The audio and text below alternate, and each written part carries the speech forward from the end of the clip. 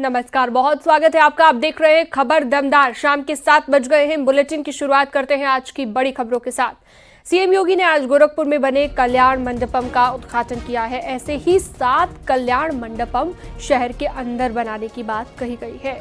वहीं महाकुंभ में जहां एक तरफ कल्पवासियों का जाना शुरू हो गया है, अन्य श्रद्धालुओं की संख्या कम होने का नाम नहीं ले रही।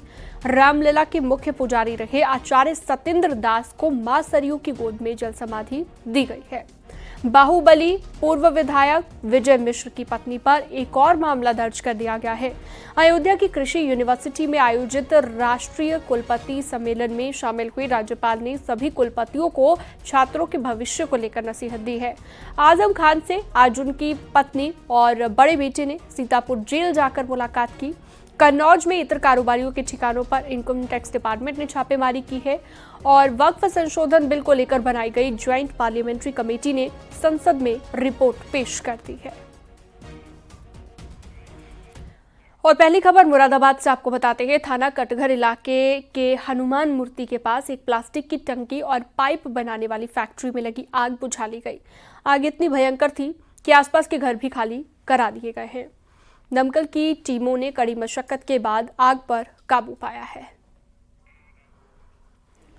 तो देख सकते हैं ये तस्वीरें आप, भीषण आग की लपटें उठती हुई, आसमान में काले धुएं का गुब्बार उड़ता हुआ। भीषण आग से इलाके में अफरा तफरी मच गई। आग लगने की वजहों का अभी तक खुलासा नहीं हो पाया है।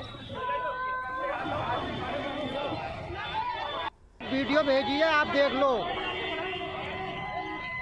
विशाल फोन लाइन पर जुड़ गए हैं ज्यादा जानकारी के साथ। विशाल, प्लास्टिक की फैक्ट्री में आग का तांडव, अभी क्या लेटेस्ट अपडेट? देखिए, बिल्कुल आपको बता दूं, थाना कटघर क्षेत्र का हनुमान मूर्ति के पास की ये घटना है कि जहां प्लास्टिक के पाइप और जो टंकी होती है पानी की, उसका एक गोदाम था। गोदाम में जिसमें संदिग्ध परिस्थितियों में आग लगी है। देखते ही देखते आग ने इतना विकराल रूप ले लिया कि धुएं की ऊंची ऊंची, आग की ऊंची ऊंची लपटें उठने लगी। जैसे ही सूचना मिली, पुलिस प्रशासन मौके में पहुंचे। मुरादाबाद डीएम, मुरादाबाद के एसएसपी, मुरादाबाद के सीएमओ, स्वास्थ्य विभाग की टीम, तहसील विभाग की सही मौके पर पहुंचे। दमकल की करीब 6 से ज्यादा गाड़ियों ने जो था आग पर जो आग बुझाने में जुट गई, जिसके बाद करीब 1.5 घंटे के बाद काफी मशक्कत के बाद आग पर काबू पाया गया। ठीक है, बहुत शुक्रिया विस्तार से जानकारी देने के लिए आपका।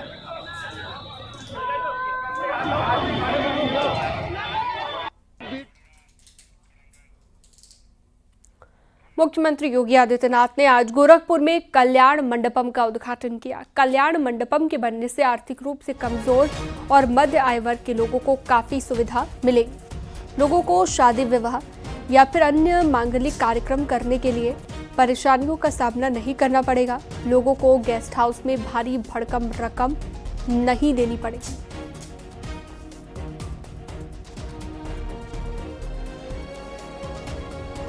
तो कई परियोजनाओं का उद्घाटन किया गया है। तस्वीरें आप देख सकते हैं। गोरखपुर में मुख्यमंत्री योगी आदित्यनाथ पहुंचे और यहां पर कल्याण मंडपम का उन्होंने उद्घाटन किया है।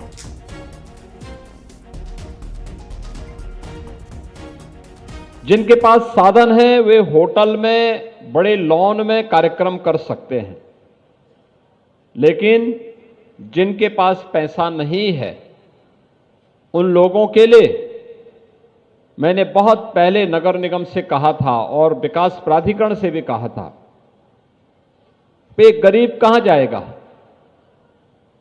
कैसे बेटी की शादी करेगा? अगर कोई कार्यक्रम है, कोई मांगलिक कार्यक्रम उसे करना है, घर में जगह नहीं है, तो कोई एक जगह तो होनी चाहिए जहां पर वह अपने इन कार्यक्रमों को संपादित कर सके। और फिर ये बात हुई कि कल्याण मंडपम के निर्माण के कार्यक्रम को आगे बढ़ाया जाए। कल्याण मंडपम के इन कार्यक्रमों के लिए नगर निगम ने 4 करोड़ 7 लाख रुपया दिया और यह निर्माण कार्य आज संपन्न हुआ है, जिसमें बड़ा सभागार भी है, किचन भी है, डॉर्मेट्री भी है, 6 रूम भी हैं और लॉन भी है। जहां पे लोग भोजन परोस के खा सकते हैं, पार्किंग की व्यवस्था कर सकते हैं। और ऐसे 7 नए कल्याण मंडपम महानगर के अंदर अलग अलग स्थानों पर बन रहे हैं, जिनमें 5 पे तो मैंने अपनी विधायक निधि का पैसा दिया है कि विधायक निधि से भी ये निर्माण के कार्य आगे बढ़े। रामलला के मुख्य पुजारी रहे आचार्य सत्येंद्र दास को जल समाधि दी गई। मां सरयू की गोद में उन्हें अनंत काल के लिए सौंप दिया गया।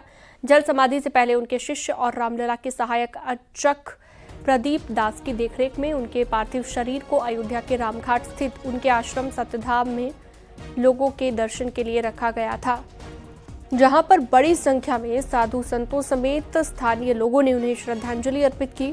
श्रद्धांजलि सभा के बाद उनके पार्थिव शरीर को राजसी रथ पर सवार कर रामनगरी में अंतिम यात्रा निकाली गई। इसके बाद सरयू तट पर ले जाकर उनको मां सरयू की गोद में सौंप दिया गया। आपको बता दें कि कल आचार्य सत्येंद्र दास का 87 साल की उम्र में ब्रेन स्ट्रोक की वजह से लखनऊ के अस्पताल में निधन हुआ था। आचार्य सत्येंद्र दास जी मूल रूप से संत कबीर नगर के रहने वाले थे। पिता के साथ अयोध्या आते रहे और 1958 में जब अयोध्या आए तो यहीं के होकर रह गए। उन्होंने बजरंगबली की प्रधानतम पीठ हनुमानगढ़ी से जुड़े महंत अभिराम दास से दीक्षा ली और हनुमानगढ़ी में ही धुनी रमाई। गुरु ने उन्हें आश्रम के कामकाज में सहयोग के साथ आश्रम से संबंधित देव स्थानों के पूजना और अर्चना का भी यहाँ पर दायित्व सौंपा। 1 मार्च 1992 को वो रामलला के मुख्य अर्चक नियुक्त किए गए। तब से अपने जीवन के अंतिम दौर तक रामलला के मुख्य सेवक की भूमिका निभाते रहे।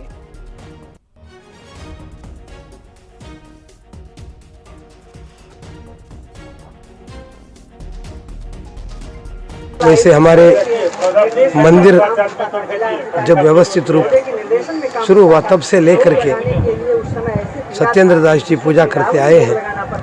आजकल आयु होने के कारण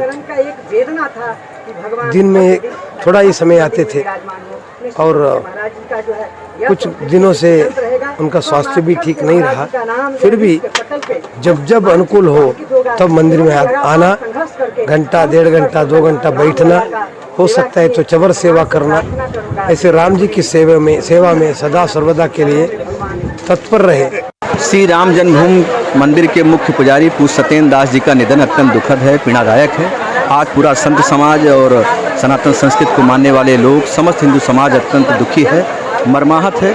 माननीय प्रधानमंत्री श्री नरेंद्र मोदी जी ने, माननीय मुख्यमंत्री पूज्य योगी आदित्यनाथ जी ने अपनी गहरी संवेदना व्यक्त किया है और जिस प्रकार से पूज्य महाराज जी का अयोध्या राम मंदिर आंदोलन से लेकर और राम मंदिर निर्माण तक जो आपका योगदान है वो अविस्मरणीय है। जब जब राम मंदिर की बात होगी तब तब हमेशा हम सब के दिलों में पूज्य महाराज जी रहेंगे।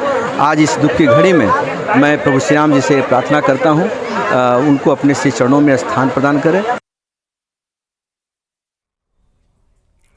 भदोई में जेल में बंद बाहुबली पूर्व विधायक विजय मिश्रा की पत्नी रामलली मिश्रा पर आयुध अधिनियम के तहत एक मुकदमा दर्ज हुआ।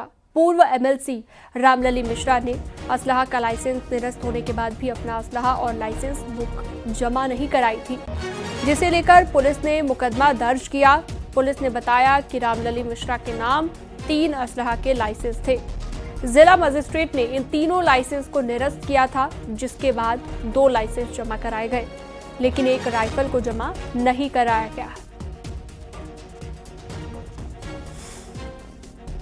जो इनके द्वारा इन लाइसेंसों पे शस्त्र लिए हुए थे वो इनके द्वारा 2 लाइसेंस में जमा करा दिए गए, लेकिन एक लाइसेंस जो 8161 है उसमें जो इनके लाइसेंस पे एक DBBL राइफल इशू है वो इनके द्वारा बार बार नोटिस दिए जाने के बावजूद भी जमा नहीं कराई गई है, ना ही जमा कराने का कोई स्पष्टीकरण दिया गया है, ना जमा कराने का। इसी के अनुक्रम में थाना गोपीगंज में कल एक FIR पंजीकृत की गई है आयुध अधिनियम के धारा 21 और 25 में, जिसमें अभी विवेचना प्रचलित है। सीतापुर जिला जेल में बंद आजम खान से आज उनकी पत्नी तंजुम फातिमा और बेटे अदीब ने मुलाकात की। जेल में करीब 1 घंटा 23 मिनट तक मुलाकात हुई। पत्नी तंजुम फातिमा और बेटा 2 महीने के बाद आजम खान से मिलने के लिए सीतापुर जेल पहुंचे थे। इससे पहले दोनों लोगों ने दिसंबर महीने में आजम खान से मुलाकात की थी।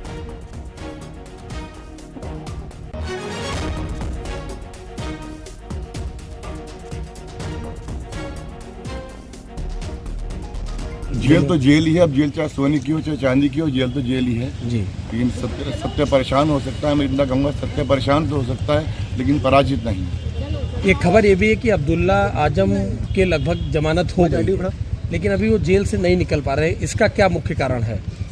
नहीं, हमें अभी लोअर कोर्ट में छोटी जमानत अभी बाकी है उसका। अच्छा, हमें न्यायालय भरोसा है, हमारे पास साफ फैसला नहीं, साफ होगा। तो जल्द ही अब्दुल्ला के छूटने की उम्मीद है? और नहीं छूटता है, जब छूटते हैं। राज्यसभा में वक्फ संशोधन बिल पर जेपीसी रिपोर्ट पेश हो गई है। राज्यसभा में बीजेपी की राज्यसभा सांसद मेघा कुलकर्णी ने रिपोर्ट पेश की। रिपोर्ट में उन सभी सबूतों का रिकॉर्ड शामिल है जो जेपीसी के सामने रखे गए थे, जिसके बाद विपक्षी दलों ने विरोध जताते हुए हंगामा किया। कांग्रेस ने रिपोर्ट को एकतरफा बताते हुए कहा कि हमारी असहमति को रिपोर्ट में जगह नहीं दी गई।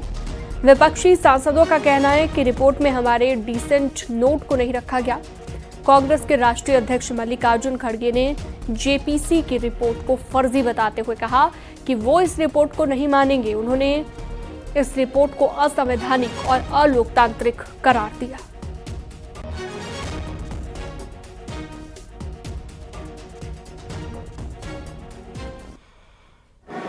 मुझे दुख है ये बताते हुए और खेद है कि आपके बारंबार रिक्वेस्ट के बाद, in spite of your repeated request that the house should come to order so that at least राष्ट्रपति जी, महामहिम राष्ट्रपति द्रौपदी मुर्मू जी की मैसेज, संदेश, वह इस हाउस को सही वातावरण में यहां पर आप उसको रख सकें। लेकिन विपक्ष ने जिस तरीके की भूमिका अदा की है वो बहुत ही गैर जिम्मेदाराना है, इररिस्पॉन्सिबल है और इसकी जितनी भी निंदा की जाए वो कम है।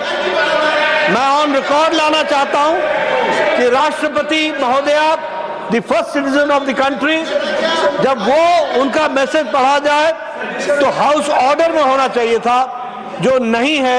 यह बहुत ही दुर्भाग्यपूर्ण है और इसकी हाउस निंदा करती है, यह मैं जरूर कहना चाहूंगा।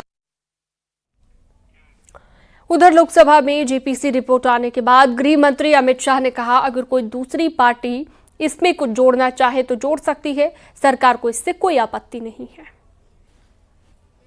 बता रहे हैं गृह मंत्री जी। माननीय अध्यक्ष जी, विपक्ष के कुछ सदस्यों ने आपत्ति जताई है कि इनके जो विमत है, डिस्प्यूट्स है, इनको पूरी तरह से नहीं रखा गया है। मैं मेरी पार्टी की ओर से आपको विनती करना चाहता हूं कि विपक्ष के जो डिस्प्यूट्स हैं, एक सिरनीर कर आप संसदीय कार्यप्रणालिका के उपयुक्त रूप में जो जोड़ना है वो जोड़े। इसमें मेरी पार्टी को कोई आपत्ति नहीं है।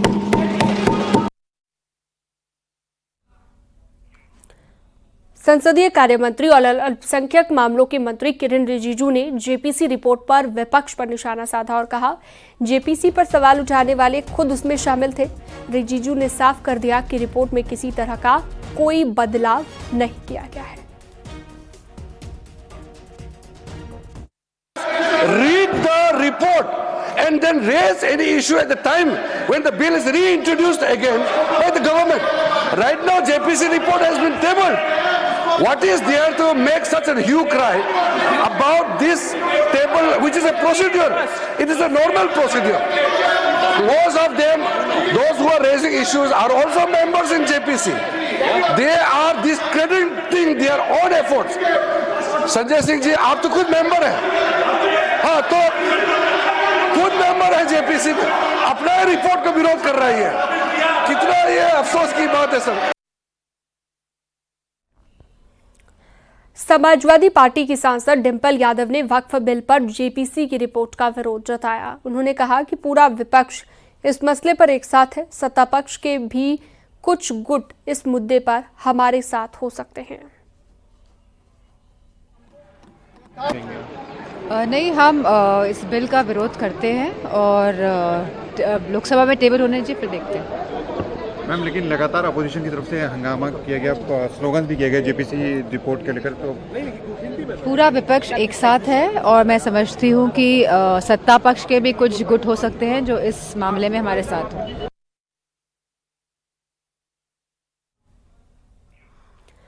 वहीं जेपीसी रिपोर्ट पर एसपी सांसद इकरा हसन ने क्या कुछ कहा, वो भी सुनिए।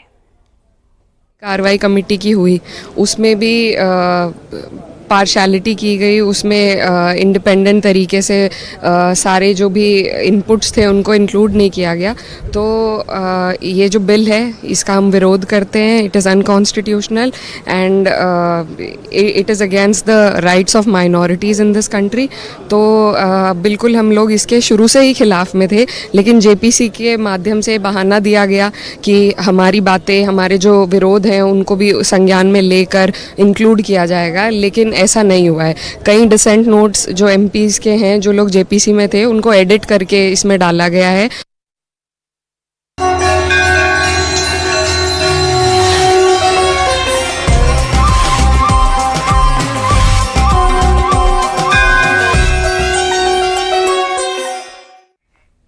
आज करीब 70 लाख लोगों ने स्नान किया है। महाकुंभ में 5 लाख कल्पवासी, 64 लाख से ज्यादा श्रद्धालु पहुंचे हैं। अब तक करीब 49 करोड़ का ये आंकड़ा पहुंच चुका है जिन्होंने स्नान किया है महाकुंभ में। कल्पवासियों के लौटने का सिलसिला लगातार जारी है और अब लगातार जहां एक तरफ श्रद्धालुओं की संख्या बढ़ रही है तो कल्पवासी अब वापस लौट रहे हैं। इसके अलावा अब तक करीब 49 करोड़ लोगों की तरफ से स्नान किया जा चुका है महाकुंभ में।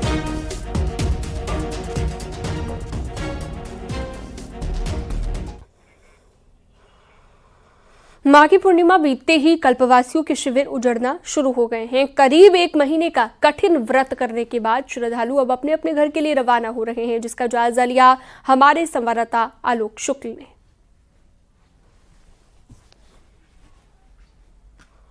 देख सकते हैं कि अब यह लिखा जा चुका है कि आवश्यक सूचना सभी कल्पवासी अखाड़े के महामंडलेश्वर आचार्य व खालसों के वाहन को मेला क्षेत्र में प्रवेश एवं निकासी के लिए अनुमन्य किया जाता है। यानी कि अब जो कल्पवासी हैं वह अपने अपने घरों को वापस लौट रहे हैं। वाकई में महाकुंभ 2025 के दौरान उन्होंने जो कठिन व्रत और तप किया है, इसका लाभ उनको तो मिलेगा ही, लेकिन साथ ही साथ यह सभी भारतवासियों के कल्याण के लिए भी एक फलदायी जो व्यवस्था है वह भी साबित होगा, क्योंकि ये बहुत कठिन व्रत होता है और यह सभी के सुख के लिए, राष्ट्र के कल्याण के लिए होता है। महाकुंभ में स्नान के बाद लाखों की संख्या में श्रद्धालु अब काशी भी पहुंच रहे हैं। माघी पूर्णिमा के स्नान के बाद भी पलट प्रवाह के रूप में लाखों श्रद्धालु काशी में मौजूद हैं। घंटों के इंतजार के बाद दर्शन यहां पर मिल रहे हैं। मंदिर जाने और आसपास वापस लौटने में 5 से 10 किलोमीटर पैदल चलना पड़ रहा है। इसके बावजूद श्रद्धालुओं के चेहरे पर मुस्कान है। सब कह रहे हैं कि सीएम योगी और पीएम मोदी जैसा कोई नहीं है। श्रद्धालुओं का कहना है कि भीड़ के बावजूद भी योगी जी ने शानदार व्यवस्था की है।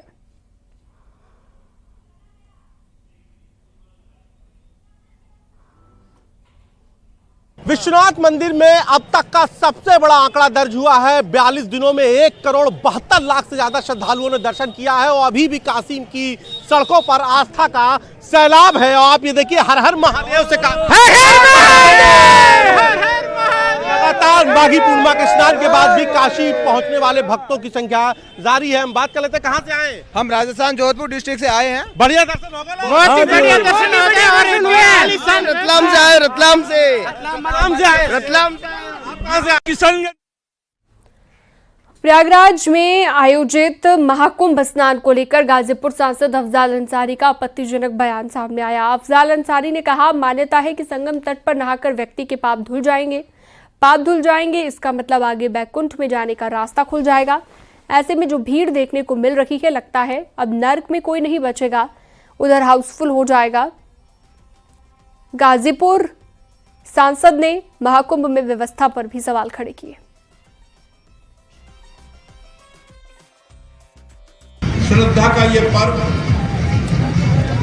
मान्यता है कि संगम तट पे नहा करके व्यक्ति पवित्र हो जाएगा, पाप धुल जाएगा।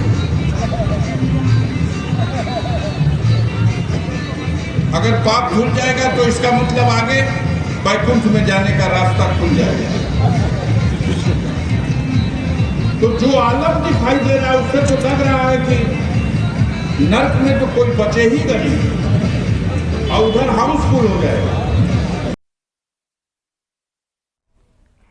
भारतीय कृषि विश्वविद्यालयों के 48वें कुलपति सम्मेलन में प्रदेश की राज्यपाल और कुलाधिपति आनंदीबेन पटेल ने अयोध्या के कुमारगंज स्थित आचार्य नरेंद्र देव कृषि विश्वविद्यालय में शिरकत की। इस दौरान विश्वविद्यालय में छात्रों के हित को लेकर राज्यपाल ने सभी कुलपतियों को नसीहत दी। उन्होंने कहा कि केवल अंतर विश्वविद्यालय में एमओयू से काम नहीं चलेगा, वहीं अब समय आ गया है कि विदेशी विश्वविद्यालय से भी एमओयू किया जाए।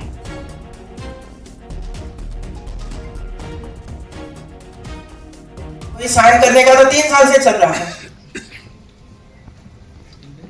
अब तो समय है विदेशी यूनिवर्सिटी के साथ एमओयू साइन करता, और वे किस तरह कृषि करते हैं, किस तरह आगे बढ़े हैं, ये देखने की जरूरत है। हम तो सीमित हो गए हैं। पहले फिर भी खुशी व्यक्त करती हूँ, तो कम से कम वो तो काम हुआ इधर। आपने एक दूसरों को तकलीफ है, अभी मैं कृषि मंत्री जी को बताती थी।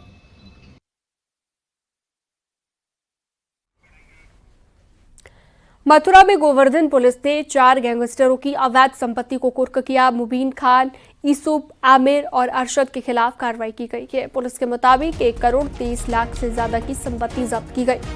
इस दौरान मकान, बाइक, ट्रैक्टर समेत कैश जब्त की